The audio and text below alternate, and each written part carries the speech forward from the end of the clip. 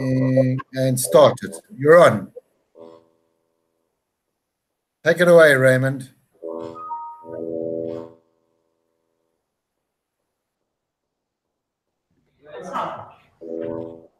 Okay, so First, Adams, 50 people around the world. So, welcome everybody to this is our first of events for Jewish Democratic Initiative. My name is Barbara Miller. I'm part of the BIPOA. Past 2 years, I've been part of a new movement in the South African Jewish community, the Jewish Democratic Initiative, or JDI. What brought us together were two key issues. One, whilst being mindful of the Israeli imperative for security, our mutual concern is the gradual erosion of democracy and human rights principles in our Jewish state, enshrined in the founding document of the State of Israel, that is the Declaration of Independence. For those of us, and secondly, for those of us who may differ from the current dictum of the party line, and want to exercise our Jewish and democratic right to express ourselves, there are fewer places and spaces in our South African Jewish community where an alternative voice can be safely expressed. Each one of us is proudly Jewish and proudly South African. We are Zionists and we care deeply about the human rights of those living here in Israel and in Palestine. We've grown substantially from a small group of 6 to now having a vibrant, dynamic executive team of 9 meeting monthly. Our database of supporters has about 200 families on it. During 2018, we held a number of interesting discussions, talks with guest speakers, amongst others, Ambassador Alon Liel, the Ambassador of South Africa during Madiba's presidency, and Professor Bartal, esteemed Professor Emeritus at the School of Education at Tel Aviv University. Towards the end of last year, we held a very successful national conference attended by delegates from Cape Town, Joburg, USA, UK, and Israel. We are in the process of registering as an NPO and have a draft constitution and a bank account. The Jewish Democratic Initiative strives for an inclusive and tolerant South African Jewish community committed to social justice and advocates for a peaceful resolution to the Israeli-Palestinian conflict.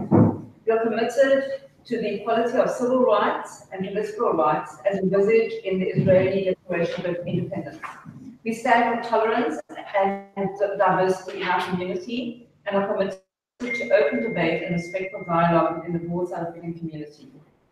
JDI honors the long tradition of the South African Jewish involvement in the continuous struggle for human rights and justice. We seek to reconnect our community to those traditions by word and deed. We align ourselves with many NGOs and organizations in Israel and in the diaspora devoted to peaceful coexistence, reconciliation of both Israel and we believe in Israel as an expression of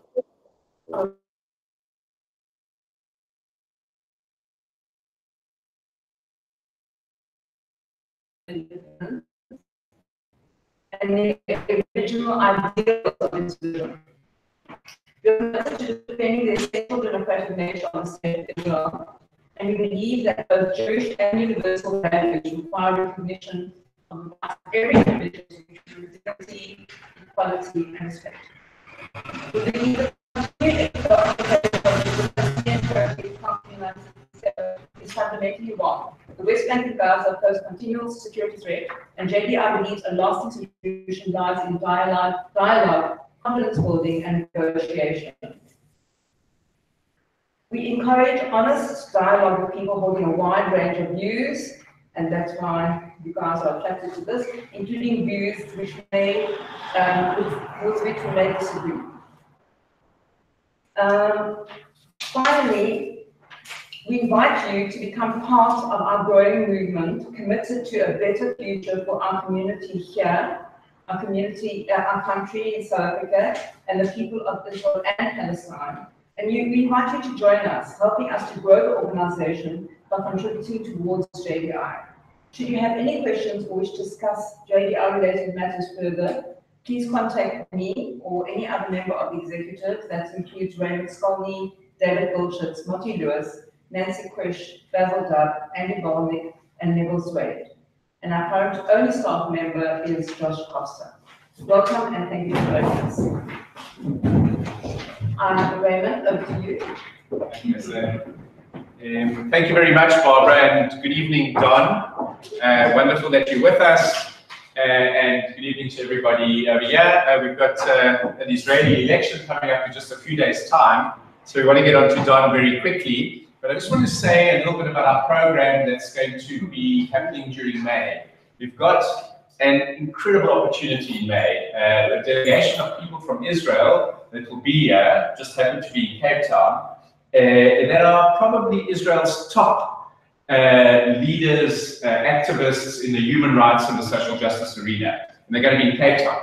So just very specifically, the one is the person, Mickey Gitzin, is Executive Director of the New Israel Fund, which you'll recognize, that advances liberal democracy, fights inequality, justice. It's been set up for a number of years. It's done amazing work within the Israeli context. There's a person by the name of Avner Gvaryahu, who's the Executive Director of Breaking the Silence, which you'll know about. It takes recounts the experiences of Israeli soldiers. Agai El-Ad, who's Executive Director of B'Tselem, which documents human rights violations, and it combats people denying that such violations occur. Sharon Abraham Weiss, who is the Executive Director for the Association of Civil Rights in Israel. It's called ACRI. They've been in operation since 1972, also protecting human rights and civil liberties of the people in Israel. And then we have Mossi Raz, who's a member of Knesset for the. I mean, this is a night that's unbelievable. It's going to be in on Erev Shabbat, the 3rd of May in Johannesburg, and then on Motzei Shabbat in Cape Town. And in the following week, we'll have a follow-up and we'll advertise it to all of you. Later in May, we've got Libby Linkinski, who's also a senior person within the New Israel Fund coming out to South Africa. And then many of you will know Getchi Moni, who's agreed to do a post-election analysis for us. And that'll probably happen at some time in June when the dust has settled. So just some input related to our program that's coming up. But over to Don Futterman. So Don, we're really privileged to have you with us this evening. This is an experiment. We've never done a webcast like this before. But we know we of course have heard you on a weekly basis on the podcast, the Promise podcast, together with your colleagues Alison Kaplan-Soma and Noah Efron, where you discuss Israeli politics, Israeli society. You know, Don isn't, if I can say, I mean, he's lived in Israel for 25 years, comes originally from America.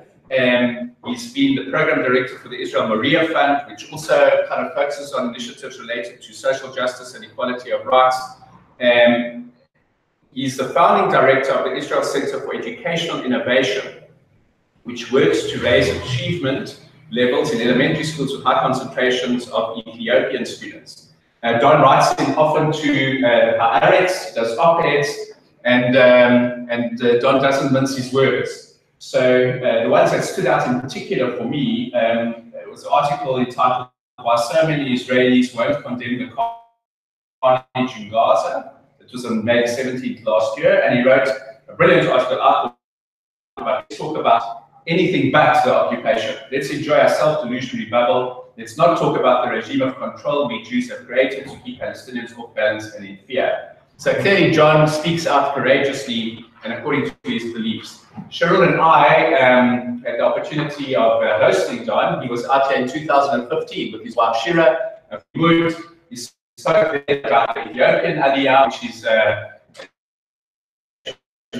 but none of that this evening. This evening's focus is on the election, which is happening in just a few days' time. And Don, you know, we're very keen to hear your analysis. We'd appreciate asking some questions if you may. And over to Neville, who's going to be facilitating this.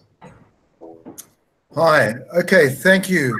Okay. So my name is Neville. For those who don't know me, and I'm happy to be in Pretoria tonight. I was meant to be in Cape Town, so we had to hook it up this way. But anyway, I'm very pleased with this opportunity, and I hope it all goes well technically. I'm going to mute you in Cape Town, which I'm able to do from here. And I'm going to ask you, Don, to start by just greeting us and saying hello, and leave you with initial thoughts on Ma nishtana ha-election hazeh. From other elections. Why is this election different? Especially because we've seen such an enormous change in the landscape in Israel, in the political landscape over the last 5 to 10 years or so. And it'd be interesting to hear your perspective on how it's changed and how this election is different. So over to you, please, Don, and I'll mute until I need to speak to you again. Okay, so thank you. First, thank you, Neville, and thank you, Raymond and Barbara. It's a pleasure to be with JDI tonight. I'm speaking to you from Kfar Saba, which was in the news recently because the last missile that reached central Israel landed right next door to us in Mishmeret. And that made a lot of fuss. What's unique about these elections? First of all, what's striking is that unlike previous elections, the main competition this year is between the Likud, led by Benjamin Netanyahu as prime minister, and the new blue-white coalition. And in a few minutes, we'll come back to talking about who the blue-white coalition is and where they came from. I would say what's extraordinary is the degree to which the left has been marginalized in this election. Only 4 years ago, in 2015, the Zionist Union, which was led by Isaac Buji Herzog, and Tzipi Livni, which was a merger of the Labour Party and the Hatnu'ah, the small party that Tzipi Livni headed, got 24 seats, and up until Election Day was predicted to actually beat the Likud in the election, and many thought they had a chance, albeit a small one, to form the government. Since that time, a lot has changed, and in this election, there were a lot of last-minute surprises. The right wing has splintered into multiple parties, which may give them a greater share of the electorate, but may also weaken their impact on the elections if some of those small parties that have been created did not pass the election threshold. Also, in the last elections, the 4 Arab parties joined together. That was done in response to a new law which raised the threshold, which was deliberately intended to keep some of these Arab parties out of the Knesset. And so the 4 parties, which had very disparate and somewhat contradictory ideologies, decided to run together as the Joint Arab List, headed by Ayman Odeh, who is the head of the Jewish Arab Hadash Party. And now that list, that coalition has splintered into 2 pairings of parties, and they will most likely get fewer overall seats in this election. I would say another thing that's radically different in this election than previous elections, certainly than the 2013 election, is that Netanyahu feels threatened. Now, he felt threatened last time as well, and on Election Day, he famously or infamously broadcast his Facebook message that the left was busing the Arabs to the voting polls in droves, and that if you didn't come out and vote for the Likud, the left was going to form the next government. That was a message, I think, specifically targeting settlers and their settler supporters, and he managed to get a lot of votes away from the Jewish Home Party, who came to the Likud, and he had a surprise victory, getting 30 seats. And since that time, he's had rather a narrow coalition, but a very right-wing, the most right-wing coalition in Israel's history. I would say a couple of other things that are unique about this election is that we've seen much more extreme right-wing positions openly espousing Kahanist views, anti-Arab views, what I would term blatantly racist views by parties that are running and that expect, if they pass the threshold, to be part of the government coalition if, in fact, Netanyahu wins the election again. And one of the questions is, why are we going to elections? The government would have naturally gone to elections if it had served out its full term in the fall. So why did Netanyahu move up the elections? Those of you who are following Israeli politics closely may remember that when there was a massive rocket attack from Gaza, I think in late November, the defense minister at the time, Avigdor Lieberman, who was the head of the Yisrael Beitenu party, he resigned, and he was intending to bring the government down at that time. And Netanyahu absorbed that blow and said because of extraordinary security concerns, it was impossible to go to elections at that point. Naftali Bennett, who at the time was the head of the Jewish Home Party, demanded that he be named the defense minister in Lieberman's place, and Netanyahu did not give in to that demand either. And then, citing those extraordinary circumstances, Bennett backed down from his claim, falling into line, and so Netanyahu's status improved. What were those circumstances? What Netanyahu revealed were a series of tunnels built by Hezbollah on Israel's northern border, like the tunnels that the Gazans have tried to build in the past into Israel on our southern border. There was some question about whether he should have ever exposed the fact that Israel knew about those tunnels. He wasn't, in fact, sharing sensitive security information that would have been better off kept secret. A month later, Netanyahu decided that it was now advantageous to him to go to elections, so he brought down the government. And the motivation, most commentators think, and I would agree, his motivation was the indictments that are hanging over his head. He wanted to have elections before Israel's Attorney General Avichai Mendelblit would announce his recommendations, whether or not he was recommending that Netanyahu would be indicted in 3 of the 4 big cases that have been occupying Israelis and our media over the last year and a half. Mendelblit, I think, outflanked Netanyahu, or didn't like Netanyahu's attempt to outflank him. We think that what Netanyahu was trying to do was to get reelected and then say, look, I have a mandate from the people, so we're not going to let an attorney general or an unpopular Supreme Court bring me down. I need to serve out my full term.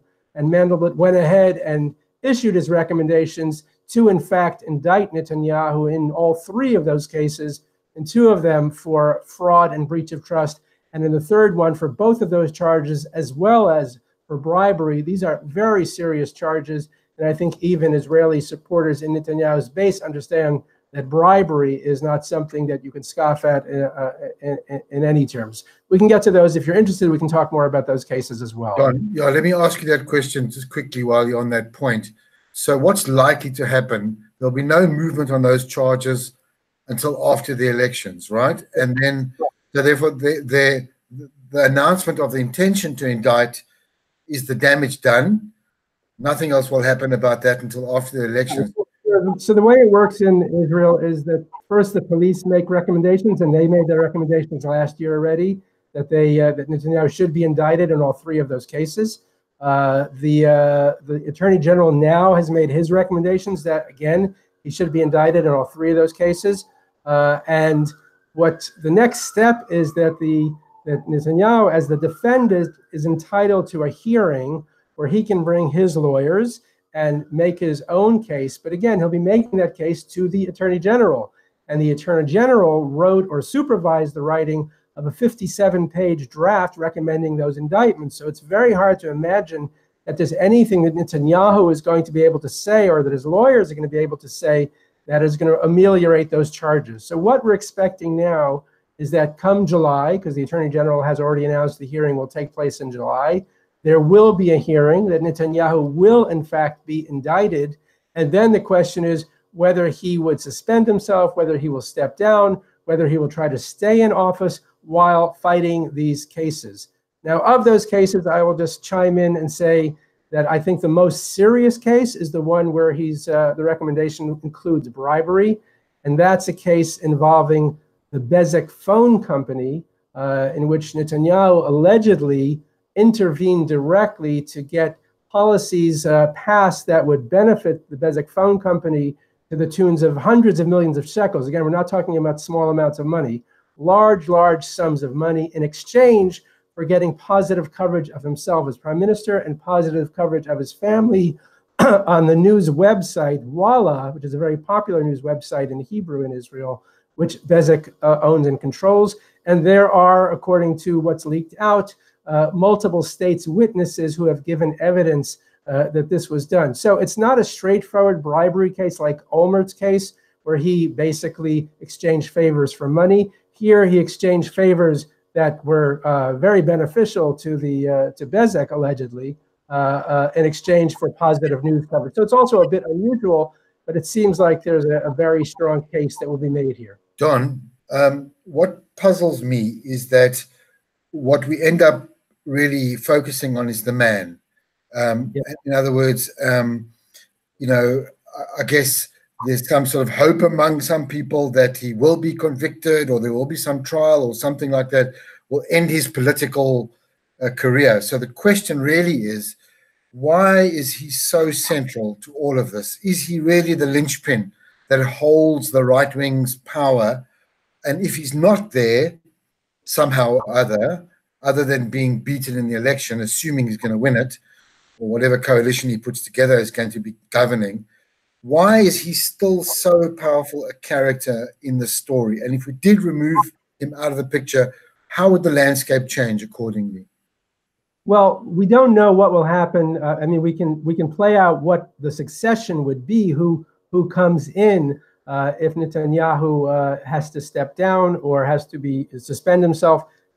But he's been prime minister for 10 years.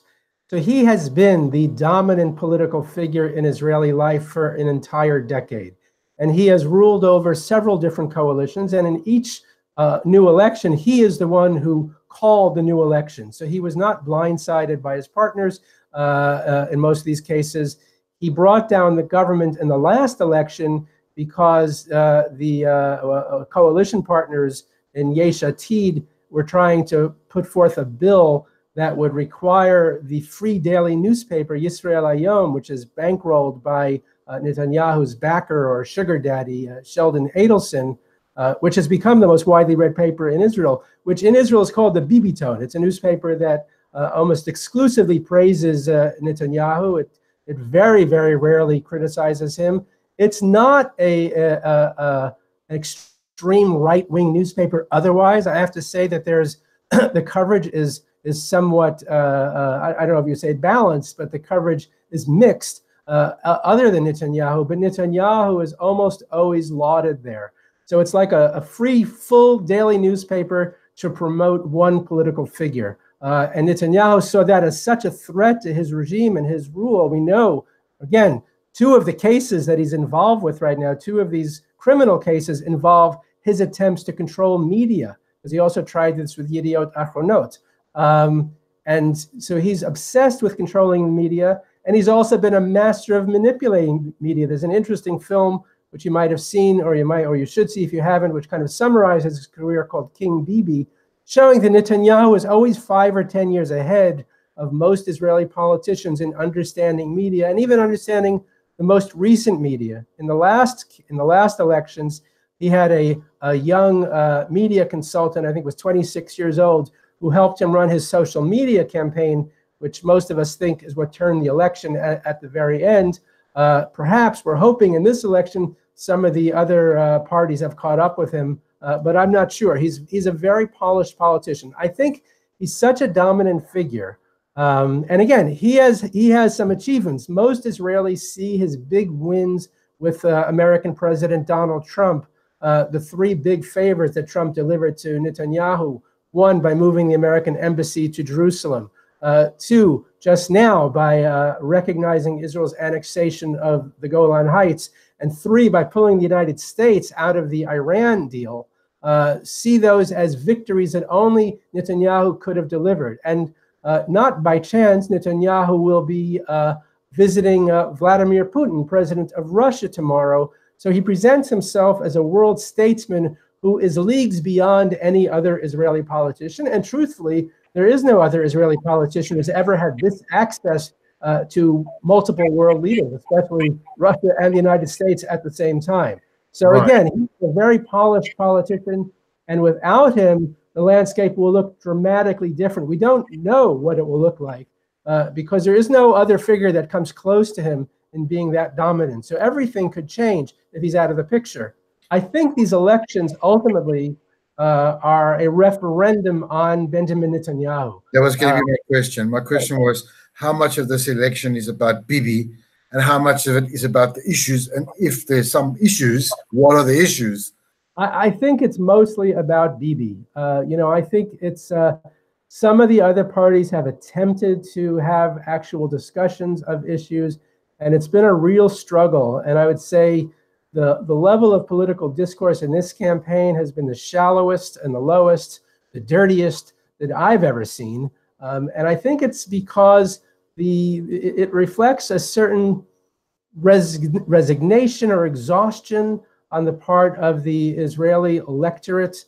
Again, if we go back to the question of where is the left, how could the Zionist Union, which had 24 seats, which was just a little smaller than the Likud in the last election, suddenly seem to be a marginal player in this election? We can talk about that a little bit more at length. The Gaza rocket fire became a focus of the elections, and Netanyahu was attacked from all sides, certainly from the Blue and White Party and from the right wing and the extreme right wing for not responding more harshly. I think this is something that I am anything but a Netanyahu fan, but we have to acknowledge that in matters of war and peace, Netanyahu is actually quite cautious. He talks big, but he's not really a warmonger in practice. And so he could have reacted much more harshly. Today in our podcast, we were debating about whether that would have served him or not. My argument was that Netanyahu thought that it wouldn't serve him because in this election, unlike previous elections, he's not running against the left. He's not running against liberal leaders who talk about wanting to resolve the Israeli-Palestinian conflict. He's not running against people who, since Yitzhak Rabin was assassinated, most Israelis have seen the left as soft on security, and that's been the left's Achilles heel, especially after the Second Intifada. This time he's running against three generals. So we have three former chiefs of staff: Benny Gantz, who's the head of the Blue and White Coalition, Gabi Ashkenazi, and Bogi Ya'alon, who was, in fact, Netanyahu's defense minister until Netanyahu, in my opinion, threw him under the bus over the Alor Azaria case, when a young soldier shot a Palestinian assailant who'd already been neutralized, was lying on the ground, was not posing any threat, and essentially he killed him, and that became a real cause célèbre for the right and the extreme right. And Netanyahu abandoned, I would say, the military leadership and his own defense minister because he saw that the right-wing crowd, the right-wing masses, were going the other way. So he quickly did a flip and went on the other side and used that as an excuse to get rid of Bogi. So let me ask you this then. So, it's very hard to see how this regime, is the term you use, can be kind of unseated. First, I want to ask you about this conflict in Gaza and potentially other conflicts that might happen in the northern border, or any kind of terrorism that might make it over the wall into Israel proper. At this stage, and we were talking in preparation for this meeting, you were saying that in the past, before many elections, there were events which kind of pushed the electorate to the right because these events took place. The question is, how does this conflict play a role now? This Gaza event, the Gaza rockets that reached Tel Aviv and Kfar Sava last week, what role is that kind of threat to the situation and to the political outcome of this election? The rockets from Gaza do not pose an existential threat to the state of Israel. They are a threat to individual citizens. They are a threat to the border communities, to the kibbutzim, to Sderot, to the residents of Ashkelon, where my nephew and my brother live. So they are a threat to life and limb to people who are on the receiving end of those rockets. But again, we're still looking at relatively primitive weaponry, certainly very minimal compared to what we have to fire in response. Now, if you look at the government's response to the last several attacks, we have gone and bombed many empty structures and many buildings, causing very few or no casualties on the Palestinian side. So it's been kind of a tit-for-tat negotiation with Hamas.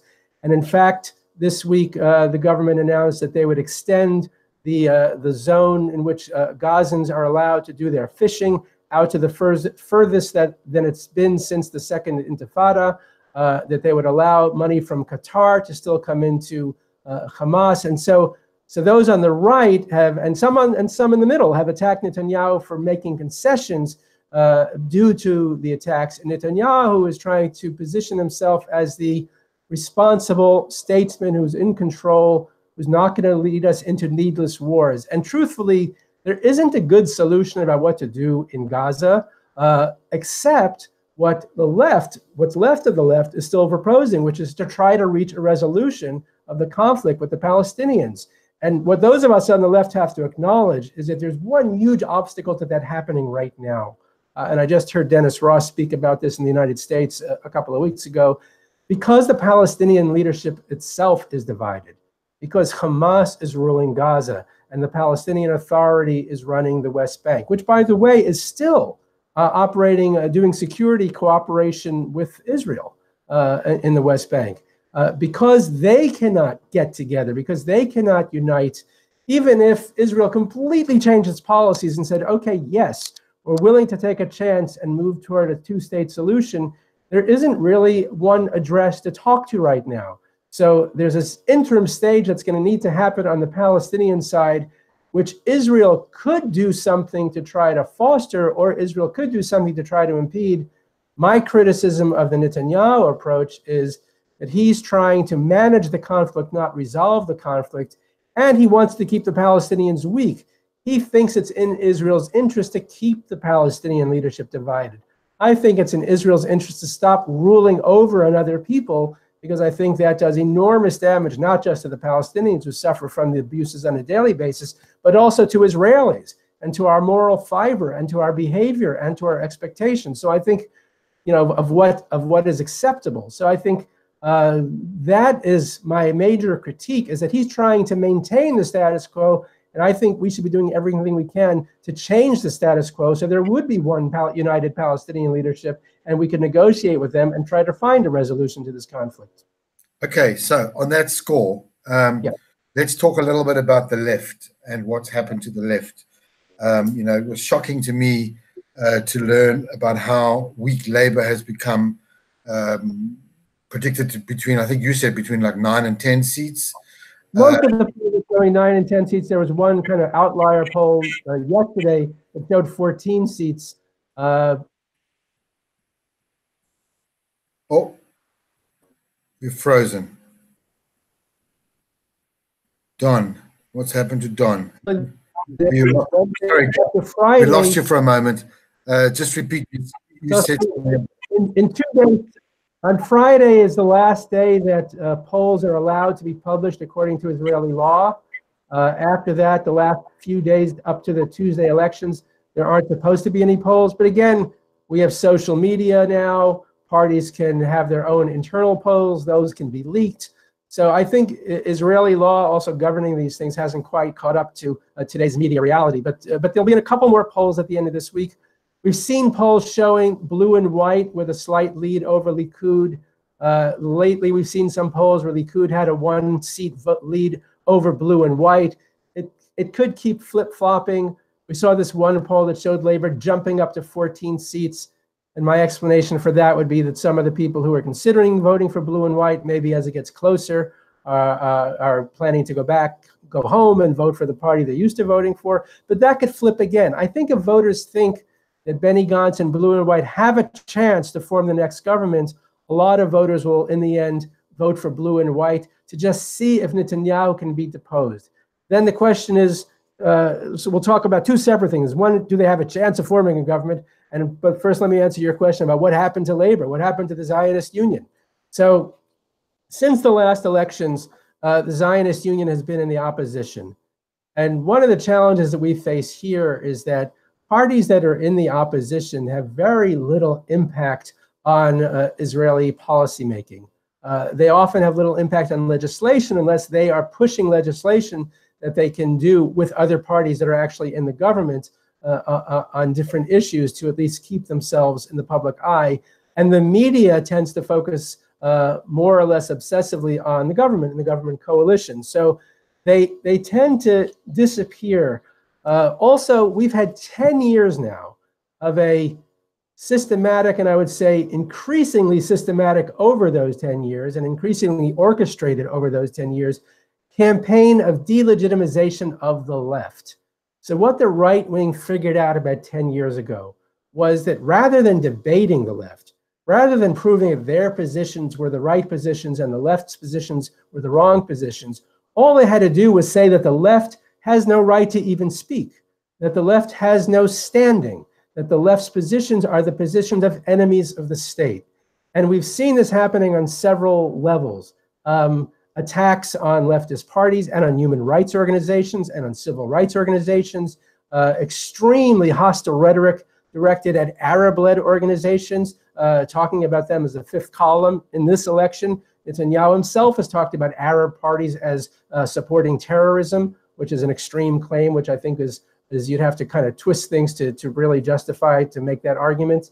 And they've also been attacking what they discovered were the weak links in a coalition that was out there to counter the right. And what some of those links are the human rights community, the foundations and funders who support those organizations, the judiciary, hence you have so many attacks on the courts and the High Court, because the High Court was one of the few bodies that was able to restrain some of the right wing's more extreme policies, especially in the occupation and in the West Bank. Looking at the human rights record or reading Michael Sfard's amazing book, The Wall and the Gates, I would say the right really overreacted because the courts didn't do a very good job of protecting human rights in the territories at all. But they still occasionally would have a win on that front. So they've been attacking the courts as well. They've been attacking academia, the universities, claiming that it's run by leftist professors and trying to delegitimize them. And they've been attacking the media. I mean, Netanyahu has not given any media interviews in months except for the last day or two. And his first media interviews that he gave were to the right-wing media, to the right-wing television channel and the right-wing settler newspaper, Makor Rishon, a very sophisticated newspaper, by the way. And he's been giving interviews to the Russian-speaking media because he does major outreach to the Russian community as well. So I think the right wing over a 10-year period, and again, I think at the beginning this was kind of scattershot, but over time it's become more and more well orchestrated and organized, and with a number of organizations with think tanks behind the legislation, including the nation state law, trying to delegitimize the left. If the left has to spend all of its time, if we on the left have to spend all of our energy saying we have a right to speak, we never actually get around to making our points. And I think that's been a very effective strategy. In this campaign, it's harder to do because he's not running against the left. So he's tried to portray the blue and white coalition, which again includes 3 former chiefs of staff of the military, as leftists. He keeps calling them leftists at every opportunity because he's done a very good job of delegitimizing the left to the point where the only party, the only Jewish party that says that it's leftist today is Meretz. The Labor Party had spent the last bunch of years, including the last election, claiming that they are a centrist party, that they're not the left, but they haven't really convinced anybody outside themselves. Okay. So you've just explained to us why there was a sort of an attack on the left and a suppression of liberal left thinking in Israel. The question I next have is, why has the left failed to counter that? Why have they been outsmarted? What's left of the left? Is it beaten? Do you think? Do we have a chance of resurrection? I don't know if it's beaten yet. Look, Meretz is still there, and Meretz, I think, has a very clear ideology. They're the only party talking about promoting peace in these elections. But again, that basically is preaching to the converted and falls on deaf ears in the rest of the Israeli electorate. You know, looking back historically, it's clear that the second Intifada really weakened the left's standing in Israel. And look, I would say, you know, the blue-white coalition, which is a curious amalgamation of parties which represent the entire electoral map in Israel, because they have extreme right-wingers and extreme left-wingers in the same party, including chiefs of staff who are identified as being much more right and much more centrist or somewhat centrist center-left in this one party. So it is not a really coherent party. The one thing that unites them is their desire to pose Benjamin Netanyahu. That really is what brings all of those people together in that party. The left itself, I would say, look, the Labour Party tried to reposition itself. It tried to reposition itself as a centrist party, tried to position itself as something of a social democratic party, promoting welfare policies. That worked somewhat in the last election, hasn't worked very well in this one. They replaced their leadership. You know, interestingly, the right wing has stuck with Netanyahu, who is not popular, by the way, among the other Likud politicians. But they know where their bread is buttered, and they don't depose him. So they've stuck with their leader through thick and thin, even if there may be a lot of personal animosity towards him. And the left constantly is replacing its leaders. The left is constantly trying to find a winning horse, trying to find that magic bullet that's going to convince people. And I think what happened in this election was that somebody else came along, Benny Gantz, the former chief of staff, and said, okay, I can try that tactic, but I am going to do everything I can to make sure that nobody can claim that I'm leftist. So despite all kinds of outreach from Tzipi Livni when the Zionist Union was still together to try to merge and form a leftist center bloc, they resisted all of those overtures. What really turned the tide and made this election more interesting than it might have been was the surprise decision by Yair Lapid of Yesh Atid to join forces with Benny Gantz. I mean, his party was called Chosen Yisrael, and Bugi Ya'alon's party was called Telem, Tnua Leumi Mamachti, the National State Party. No one even remembers those names because those names were used for a couple of weeks, and then they suddenly were forgotten, and they formed a coalition called Blue and White. So before that, a lot of pundits were saying neither Lapid nor Benny Gantz could overcome their own egos to make concessions and go in together, but in the end they did. Now they formed Blue and White, and suddenly they jumped. They leapfrogged over the Likud, and since then they kind of came back down to earth. And again, one of my concerns is that Netanyahu loves to be against novice politicians. He loves people who are running for the first time. He didn't feel very scared by Yair Lapid or by Tzipi Livni because he knows the system inside out, and he knew that he could outflank them in all different maneuvers. So while it's like kind of distracting them like a magician does, while they were focused on trying to get more seats, he was already building coalitions with the parties before the elections happened in the last elections. And he decided he wasn't afraid to go to elections to protect his newspaper. So he's very wily, he's very tricky. He does seem in this election to feel more threatened. I think he feels more threatened than he expected to, because I don't think he thought the Blue and White thing was going to happen. And I don't think he thought that the recommendations for indictments were going to happen before we all went to the polls. So I think he's been a little surprised. What was his big gun that he pulled out? The big gun was President Trump saying he would recognize the annexation, Israel's annexation of the Golan Heights. That's something that the Israeli government was pressing for literally from the day that the United States moved its embassy to Jerusalem. And if you go back and look at the media, the newspaper coverage from that time, there were a lot of American officials talking on and off the record saying, how greedy can these Israelis be? We're taking flack from the whole world for moving our embassy, and now they want us to do something else, which is going to antagonize a whole nother part of the world. But here we are, just a year later, and they've done it. So Netanyahu and Trump are best buds. They've got a bromance going. That ultimately, I'm afraid, will be very damaging for Israel's support around the world and for its American support, because I think Trump's going to be voted out in the next election, and then we're going to pay the price for this love affair. Okay, so I've got one or two questions I want to ask, but I also want to ask people in Cape Town and online if they have any questions or comments they want to make. Just two quick ones, or one quick one and one broader one. the whole Kahanist episode and the banning of the party from running in the election clearly doesn't seem to have had any impact on his popularity or on the polls. Or am I wrong? The party wasn't banned. It's important to know what exactly happened there.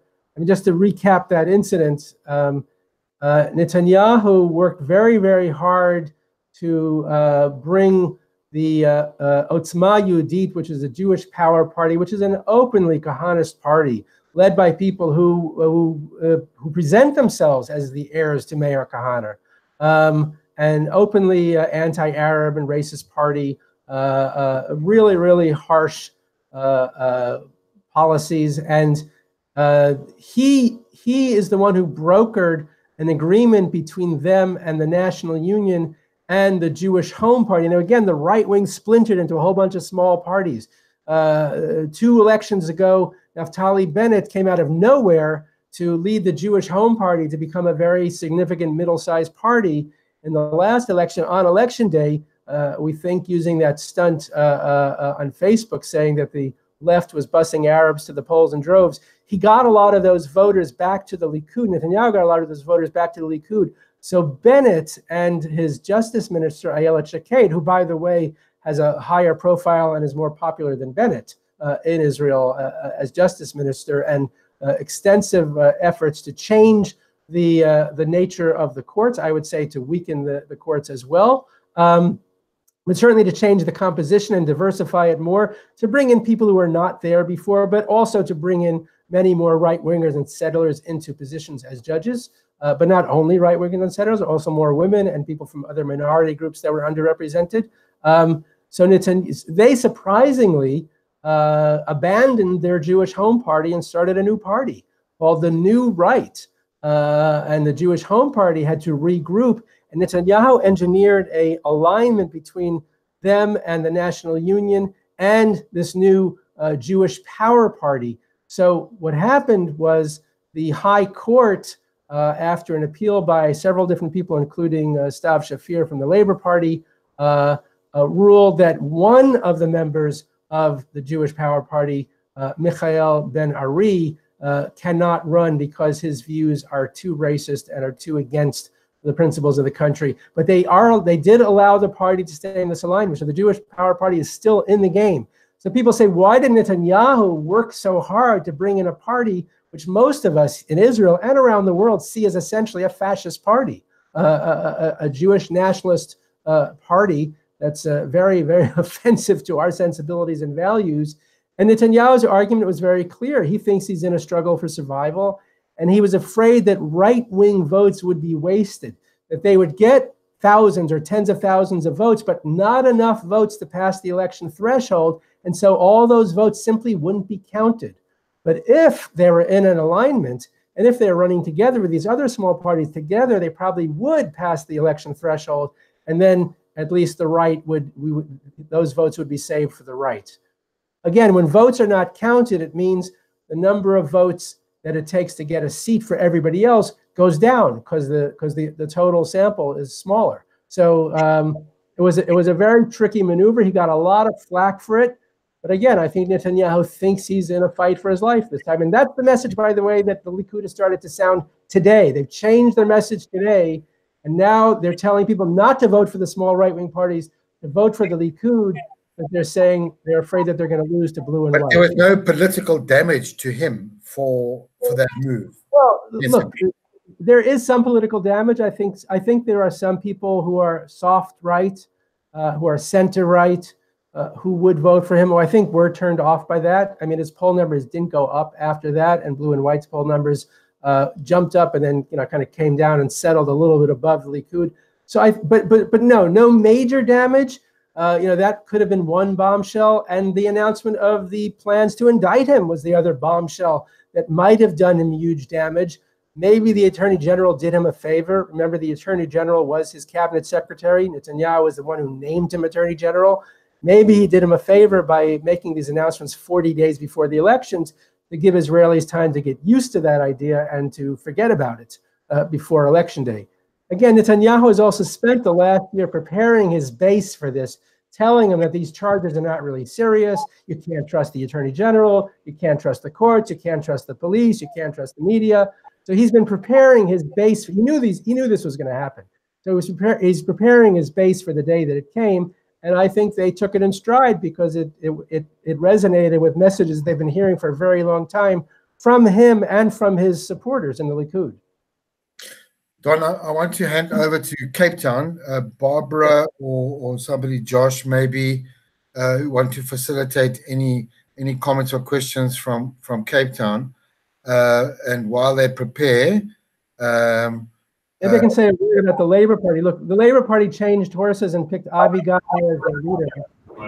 And I think they hoped that Avi Gabay was going to bring in a whole new electorate, that he was going to use his personal story as someone from a Moroccan background who was born in a transit camp, grew up in a transit camp, and rose to become the CEO of Israel's huge telecom giant Bezeq. It hasn't really worked out that way. He alienated a lot of his base in his early days, made a lot of missteps, something of a political novice once again. The Labour Party seems to be doing a little better in recent weeks. They were even worse off.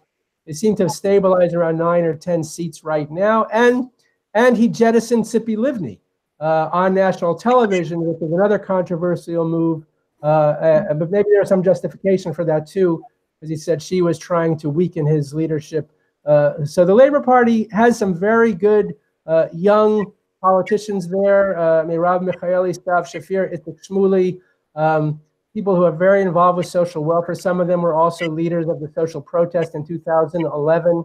And still Amir Peretz, another older generation of leader, very involved in social issues and fighting for equality for Mizrahim and for workers and labor issues. So, there are some excellent people on all these lists. I don't say that Labor's day is done just yet, but I think the left is going to have to regroup if it's going to become a major player in the future. Good. Okay, Josh, I'm handing over to you for a bit there. Strange to facilitate the screen and everyone else also watching. So to ask your question, that's what I know you saw your hand up, just need to come and speak into the camera over here. And in the meantime, I'll take just anyone else who has a comment or follow-up for the next round. Very short question. How accurate are the polls? Okay, we don't know. We know that in 2015, the polls were wildly off. Right. There are very serious pollsters in this country. These are people who are extremely experienced and serious about and systematic about their work. They've been saying that they have improved their algorithm since the last time. They also have recognized that there were some population subsectors that they were not getting accurate reads on, like the ultra-Orthodox community, the Arab communities. They try to improve their polling in those communities, and we'll see if it's more accurate this time. Again, we'll have the last public poll legally that'll be published in newspapers and on television and on the internet on Friday, but there may be more polls that'll come out through social media up until the last second. So we have Raymond as well.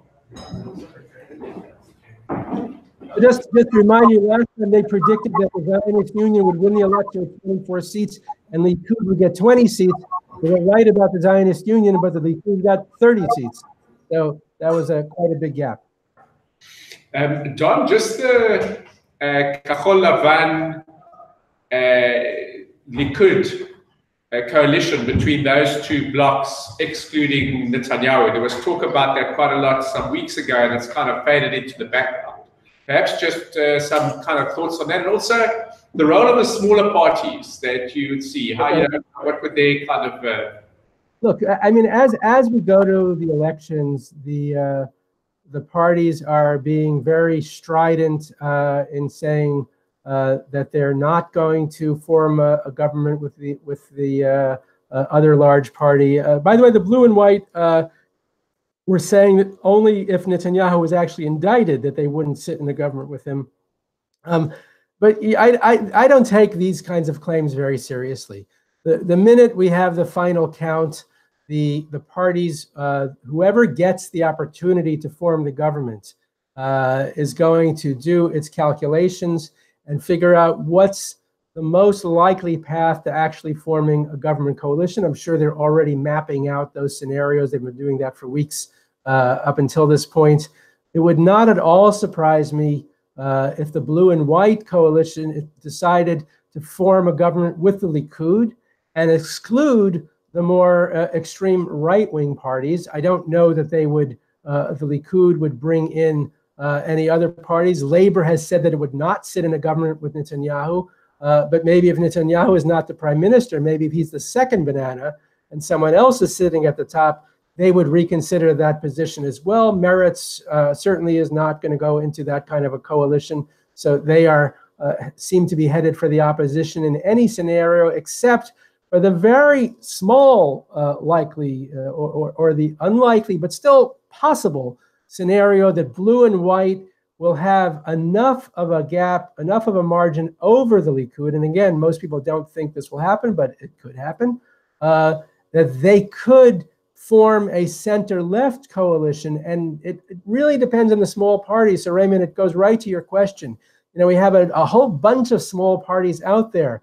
Moshe Kachlon's Kulanu party, I think, even though I generally think of Kachlon himself as Likud light and someone who's a Netanyahu loyalist at the end of the day. But if Kachlon saw an opportunity to have a major position, maybe again to be finance minister in a government led by blue and white, I think it's possible that he would go into a coalition there, even without the Likud.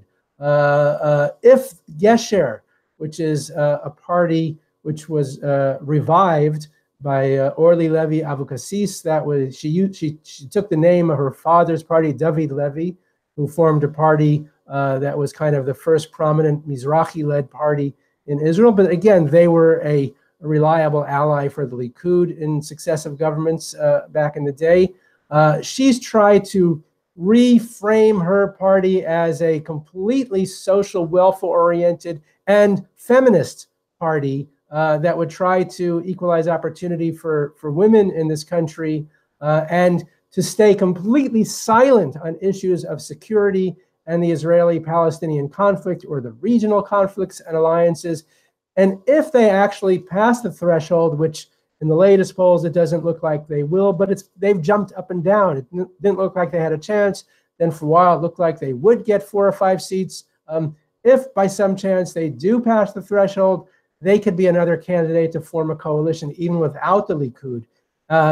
Whether Gantz could really form a coalition is still very doubtful. It depends. You know, they'd have to beat the Likud, I would say, by 3, 4, or 5 seats in order to make it easy enough for the president, Reuven Rivlin, to give Gantz the first chance at forming a government. I'll just remind you that the president is not obligated to let the largest party try to form the government. He's obligated to let the party he thinks has the greatest chance to form the government take the first crack at forming a government. And they have quite a while. They'll have a month and a half to do that. They can get an extension for another month and a half. So negotiations can drag on for quite some time. And the dream, Benny Gantz's dream, is that he will be the one that will get to form a government. And whether they would go to the Likud first, as they've said on a number of occasions, and try to form a government of the 2 largest parties, and then really, really diminish. If that happens, they really diminish the power of the small parties, because they don't need any particular small party, because whichever small party is making demands that are too extravagant, they can be simply replaced by another small party.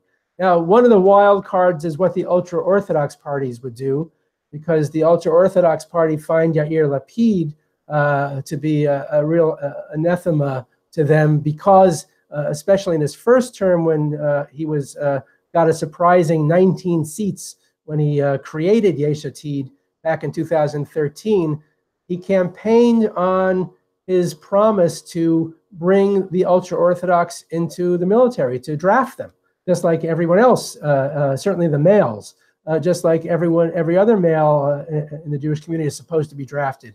In truth, there are many parts of the Israeli Jewish society that are no longer serving in the military. But they haven't really forgiven him that, even though he has spent this entire last 4-year period trying to change his tune so that he would be more acceptable to the ultra-Orthodox, and he's no longer riding that horse. It's still a question, but the ultra-Orthodox in the past have shown that if they get what they want, they're kind of willing to go into a government with anybody.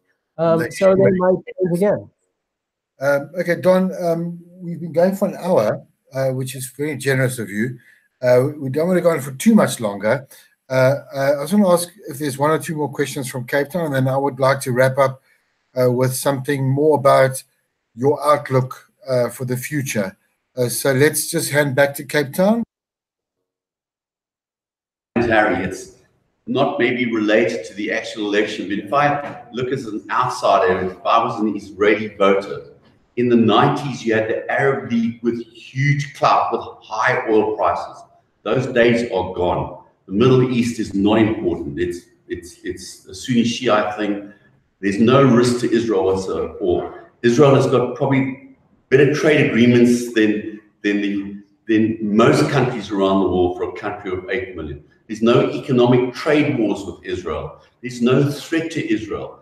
They've got the Golan Heights. They've got Jerusalem. They've got Trump. And yet the discussion has to at some stage come about, what about the West Bank? And if the left wing aren't even allowed to use the word peace because they won't get a cross against their name, it says a lot of sadness that this country's gone so right-wing, where the religious party can actually say, you know what, you can't catch a train on Shabbat. And everyone says, okay, you won't catch a train. And it's sad, where as I listen to you, and you're very, very good at what you're doing, that there's no reflection on the threat to Israel is within Israel itself, and the diaspora, and where is this country going? And if you look at the West Bank in Israel, it's in liquidation. I would wonder, tongue-in-cheek, if Bibi doesn't pay Hamas to send a few rockets again, because if there was peace in Israel, I don't know what Israel would do with itself. Thank you. Great chat. You know. Well, you put your finger on a very important point. One of the ways Netanyahu has stayed in power is by fear-mongering to some degree. Also, when there are actual threats, highlighting those threats and presenting himself as the only leader who really can defend Israel. Now, some of us think, and there were 2 biographies published about Netanyahu in the last 2 years, and I think both of them make a case in differing ways and differing degrees, that Netanyahu's kind of gone around the bend, that he's after the last election, he became somewhat megalomaniacal, believing that he is Israel, and what happens to him is what happens to the state. So I don't believe that. I think there are many Israelis who know that that isn't true. And I will remind everyone, despite his seeming endless grip on power, he only got 25% of the vote. You know, that's not a massive mandate or vote of confidence. 75% of the populace voted for somebody else in the last election. So, you know, I think you're right about peace. I think that if it hasn't become a dirty word, it's become something which seems very distant and removed from our reality. I think what some have said, and I think the Blue and White Party has said it this week as well, is that if we want to reach a resolution with the Palestinians, it's going to take a change of leadership on both sides. It's going to take a change of leadership on Israel's side, because the current leadership is very committed to maintaining the status quo. Now, the status quo doesn't mean nothing changes. As you said, we are nibbling away at the West Bank. We are building more housing there. We are taking a little bit more land. But again, not massive land grabs. The settlers are not happy with Netanyahu. They think he should have been doing much more. And the extreme right wing is calling for annexing the West Bank or parts of the West Bank. And the crazy radical libertarian right wing in the Zehut party, led by Moshe Feiglin, who's another one of Netanyahu's thorns in his side, another former Likudnik. And if you look at the map of all those little right-wing parties, many of them are led by former Likudniks. He's calling for annexing Gaza. He wants to annex the Gaza Strip and then push all the Palestinians out of Gaza or bribe them to move to another country. This is a very old right-wing fantasy that if you just offer Palestinians enough money, they'll go live somewhere else. But most Palestinians have no intention of going anywhere. So I think things need to change in order for peace to become a reality. And those of us on the left, I think, also have to adjust our messages. I think if we continue to sound like it's still 1995, if we continue to sound like we're in the middle of peace negotiations with the Palestinians and a two-state solution is something that is possible to achieve in current conditions, we seem irrelevant to the debate, because the vast majority of the Israeli populace, the 85 or 90% that isn't voting for a left-wing party, thinks that that's just a pipe dream, that there is no such possibility. So I think one of the missions of those of us on the left need to face is we have to come up with answers to explain what our plan would be. Now, the Labour Party did actually try to map this out in their platform, just that nobody's actually reading platforms in this campaign. It's been a campaign about posturing and mudslinging and sliming each other. But they do try to map out a program of weakening Hamas, creating one Palestinian leadership which would be centered in Ramallah. Abbas is in his early mid 80s. At some point, he's going to have to relinquish power to somebody else, and see if there's another Palestinian leadership that would come in, unite the Palestinians, and then actually be a negotiating partner. The Dennis Ross, when I heard him speak, one of the points he made, which really hit home for me, was he said that when you have a succession like that, when you're turning over power to the next generation, that's not a time that people make compromise. People tend to take the most strident, rigid positions possible at those points. So it may be quite a while till the Palestinian side is really ready for it. But again, they're not hearing anything from the Israeli side that would encourage them to hope that there's anyone to talk to on our side. Okay. Josh, you were going to ask something. I'm going to give you the last word from Cape Town, the last question from Cape Town, and then we'll ask one more from me, and then we'll wrap up. So, Josh, let me mute me and unmute you. We have to, he's also unmuting, so it gets confusing. So I don't know if you can actually see, Don, but we actually have a number of younger members also here. And one of the things that really ties into is that if you're thinking about 10 years of Netanyahu, if you're in your teens or even early 20s today, the chances are you have no living memory whatsoever of a time that didn't have this regime or administration of some form running through. There is no Israel that exists before that. And in terms of our diaspora experience, particularly from your own background, the US, where last elections, the end of 2018, you had 80%, according to exit polls, of all Jewish people voting for Democratic candidates. What hope do you actually see for basically, particularly US, but also diaspora Jewish relations going forward, should we see another 3 to 5 more years of Bibi Netanyahu in control, or a similar right-wing coalition? Look, I think that's a huge danger. Netanyahu took, to my mind, a terrible risk and made a huge mistake when he attacked Obama and went to humiliate him speaking at the Congress against the Iran deal. And he broke decades of policy by the Israel lobby, especially led by AIPAC, which tried to keep Israel to be a bipartisan issue, meaning the Republican and Democratic parties, the only really significant parties in American politics, that both would almost automatically support Israel. And Netanyahu threw his lot in with the Republican Party, with one side of the American political map. And truthfully, he's thrown his lot in with the evangelicals over the vast majority of American Jewry. Now, there is a growing Orthodox Jewish population which tends to vote right. And you have this strange triangle of Orthodox evangelical Christians and right-wing Israeli politicians who are sidestepping the vast majority of American Jewry, which is overall a very liberal community. I mean, American Jews, I would say, feel that they are the great success story of the diaspora. They feel safe, they feel well established, they feel accepted by the vast majority of the American people. And it was a little bit of a wake-up call, but really we shouldn't exaggerate it when Trump came into power and kind of put out the dog whistle to white nationalists who, among other things, are also anti-Semitic, though they probably hate black people more than they hate Jews. and say that that discourse was acceptable again because they were supporting Trump. So they kind of emerged from the woodwork. I think most Americans thought that that was really a marginal phenomenon that had disappeared from American life, and were shocked to discover that it was still lurking. But again, I don't think that's where most Americans are. I think if you look at the demographics, America is going to be a multiracial, multicultural society. That is what scares some of Trump's base, who feel like they're losing control of the society where they were always the dominant ones.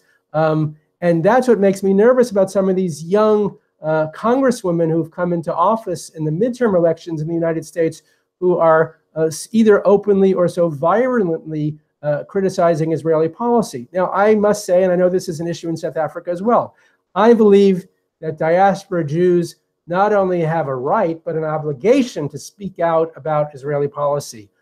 In the past, that was a crucial factor in encouraging American leaders, for example, to pressure Israel when they felt Israel was overstepping its bounds or going too far in the occupation or supporting the settlement enterprise to too much of an extreme degree.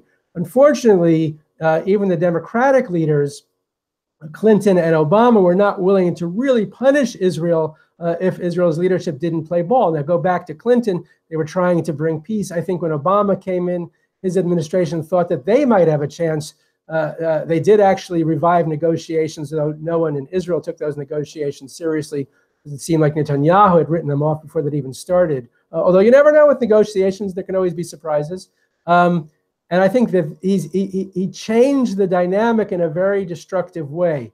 So I think a liberal American Jews and liberal Jews around the world and progressive Jews and Jews who are worried about Israel's democracy, and I would say rightfully so, you should be worried about it. It's a fragile democracy, and the checks and balances and other parts are under attack. Again, this freedom of speech, I'm here criticizing the government. Nobody's coming to arrest me, so we don't want to exaggerate how crazy it's gotten here. But there are very, very worrying signs. And I would say that he took a high-risk gamble, which at the moment seems to have paid off for his major goal, which was to get the U.S. to leave the Iran deal.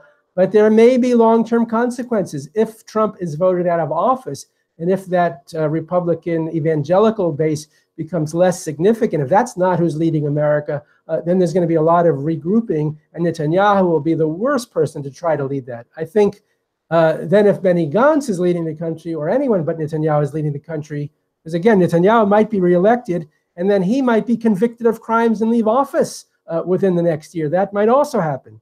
I think if he's out of the picture, the dynamics will shift. You know, a lot of the animus is specifically directed at him.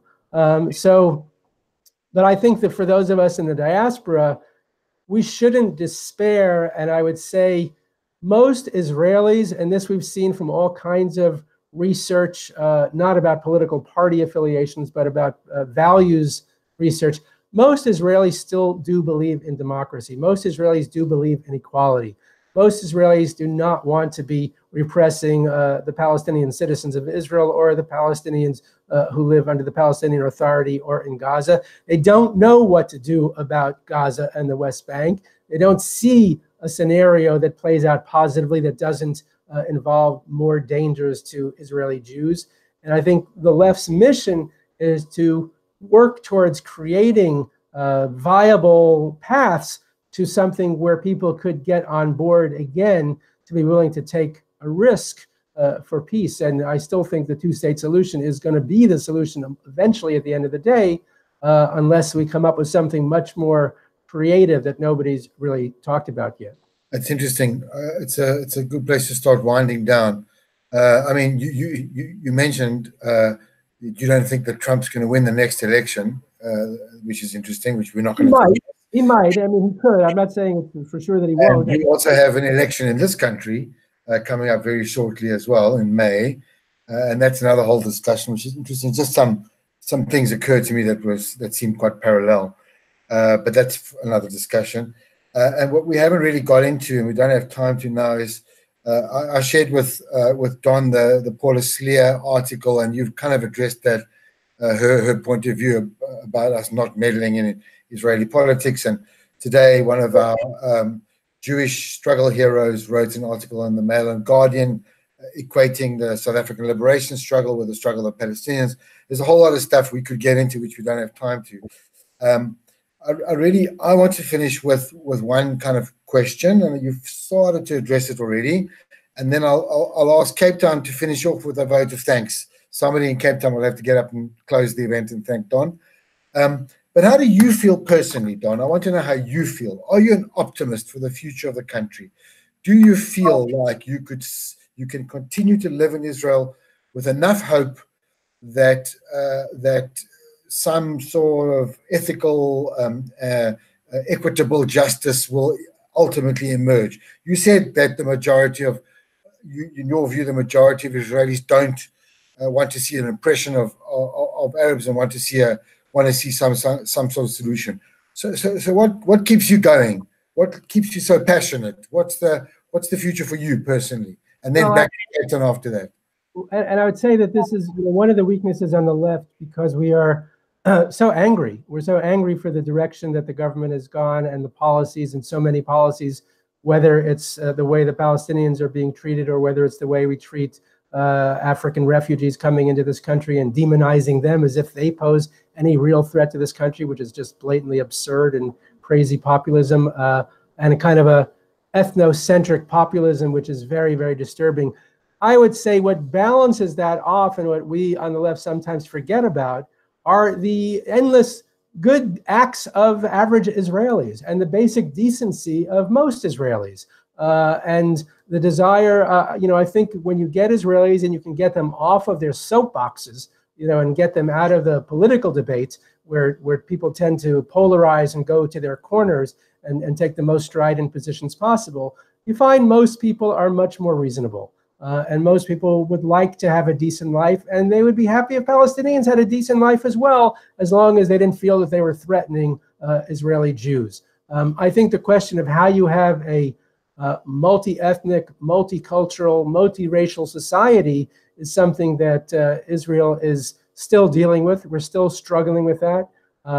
But I know a lot of good people. This I know more from my work in the nonprofit world, in the third sector, who devote their lives to trying to do that. Whether it's helping the Ethiopian Israelis to integrate more effectively into the country, or helping refugees, or helping Palestinian citizens of the country, or helping Mizrahim, or helping Russian speakers. There's so many people that are trying to do good in this country, and we sometimes forget to celebrate that. We sometimes forget to say, hey, this is still a new country. We made up this whole culture. This is a language people just started speaking again 100 years ago. We've created a whole literature and the arts, and yes, there are competing visions for what that should be. There's competing visions for what it means to be a Jew. Is a Jew someone who fights for civil rights and equality and says those are my Jewish values? Or is a Jew someone who is worried about keeping halakhic prescriptions for Shabbat and Chagim, or people who do both, or people who do neither? I think those are questions that we shunt aside when we get into these very polarized politics, which unfortunately over time have become more like American politics, in that they're more personality oriented and much less policy oriented. If this big dominant figure Netanyahu is not on the scene, I think it will shift again, because there isn't another figure who will take his place on that scale. And I think that would actually be very healthy for Israeli politics. Thank you. Okay, I'm going to give the last word then over to Cape Town. I'm not sure if anybody wants to make a comment, or if not, then somebody on the Vaadpile in Cape Town needs to close the meeting. So over to Cape Town, and thank you, Don. Thank you. All right, are we online? Are we good? Can you hear me? Yes. Okay. And can you see me? So on behalf of the Vaadpile, I'd like to thank you so very much for giving us the time, your time to share your words of wisdom and your inspiration. When we set up JDI, our intention was to create a platform where people who have differing views to the mainstream Zionist community, the people who support the left of Israel, and we wanted to create a space where we could engage in this area in a safe manner and it's been really heartening to hear your positive views. Made me feel a lot better about my Zionism and about Israel. And we thank you very much for your input. And we hope that we will have another function and we'll be in touch and see you again soon. Thank you so much. My pleasure. And thank you very much for the opportunity. Thank you.